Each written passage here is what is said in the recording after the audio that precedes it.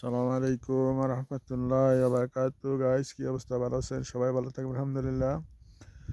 এই যে আমরা আজকে এখানে আসছি কাজ করার জন্য। এই মরুভূমির মধ্যে এত গরম বলার বাইরে। এই রমজান মাসে এত বহুত গরম। আলহামদুলিল্লাহ 6 ঘন্টা ডিউটি,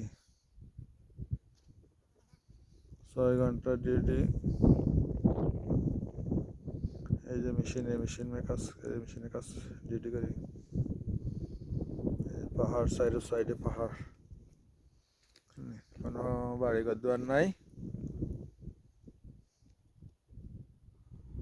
আজকে আসার সময় ইফতারি নিয়ে আসছি।